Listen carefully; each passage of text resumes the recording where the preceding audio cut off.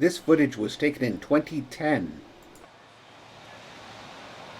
And that explains why it's not in 4K and why the video is a little shaky and such, because it was done on an ordinary camera or a cell phone 13 years ago now by J.P. Joans at a press tour of the Jefferson North Assembly Plant, or JNAP, or Jefferson North, which was then just starting to make the 2011 Jeep Grand Cherokee, which was a big deal at the time. Now, what you're seeing is a very small amount of this huge plant, and here's an outside shot from Jefferson Avenue to show what it looked like. And this plant is close to the Mack Avenue engine plants. I really can't convey the scale very easily. As for the Grand Cherokee itself, you could be forgiven if you thought that you were looking at a Chrysler 300C. It is really nice in there. Very elegant design. So here we are back inside the plant, and inside it's very, very noisy. Outside it's dead silent and you can't hear a thing, which is really pretty amazing. So here are the robots, and what they appear to be doing is either welding without any visible sparks or otherwise sealing openings in these bodies, and they do that automatically. This used to be done in the 70s. This was largely done by human beings, and it's become all robotized. So these plants that used to have enormous numbers of workers are now enormous numbers of robots and far fewer workers. Obviously, there are advantages in terms of the robots being far more predictable in what they do. As long as you program them properly, they can actually do a better job of assembly, a more consistent job of assembly. Up there you can see the flashes as they're welding. So it's a pretty impressive operation. Just a quick little arc weld from the robots as they go through spot by spot, making sure everything is put together properly. So every weld is a perfect weld. So that's, keep in mind that this is 13 years ago. And even by then, Chrysler had been designing their plants entirely on computer using 3D programs so that they could test all the robot movements to the extent of their ability. They could make sure that the robots didn't hit people or other robots, that there was no interference between robots and posts or other equipment. They could test everything and make sure it all worked while still in the computer program before they actually put anything together. And the other thing to consider is that even back then, Chrysler had flex manufacturing. They were beginning that before Daimler took over. And the idea there is that you have the same robot and it can change the tools on the tips of its hands, so to speak, and have different programming for various motions so that it can make more than one thing, more than one vehicle. And they actually had it so that they could make two related vehicles and one completely unrelated vehicle on the same assembly line without dropping a stitch, so to speak, without having any gaps. And this was really pretty amazing. So in this plant, they would be able to make Grand Cherokees and Durangos. And here you see the vehicles as they go on the overhead conveyors. Now they use a skillet system. Don't ask me what the difference is because I don't know. But having the vehicles go overhead is a great help ergonomically.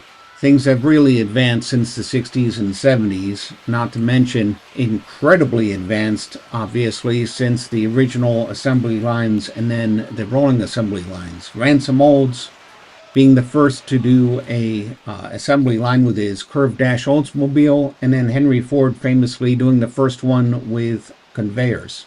And Ford probably wouldn't have been able to do that except that employee of Thomas Edison's when he was doing his mining operations that never netted him a single penny, but actually cost him pretty much his whole fortune from the electric light industry. One of his employees developed the rubberized conveyor belts to replace the old canvas ones. And so Ford was able to make use of those, which made it practical to do automobile assembly on a conveyor belt assembly line. So this is the body drop, and this is one of the cooler things. My guess is that they're just slowly ramping up and that eventually these body drops would be much, much faster than what you're seeing. They had really just started production when this tour began, so everything's moving a bit slower than it normally would.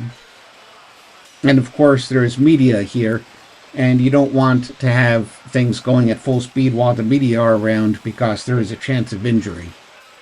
Really, I find it pretty amazing that they still do body drops with unibody cars. You know, the transmission and engine are mounted together on one assembly, and then the body drops onto it, merges with it to make one vehicle. Still requires a bunch of manual intervention right now, but that's probably going to get worked out as production continues.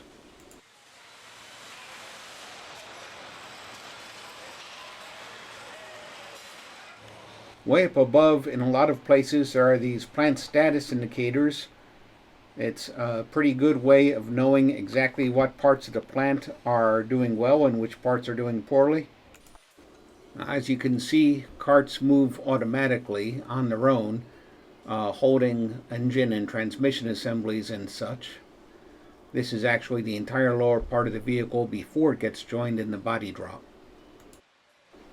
So here JP is in a little cart with other journalists, and he's just going alongside the assembly line. You can see all the racks of parts waiting to be installed. There's an interesting Japanese system called Pokeyoke, where you give the workers exactly the right number of parts for each vehicle, and if you have any parts left over, or if you run out of parts, you know that you've done something wrong. That's a very Deming way of thinking.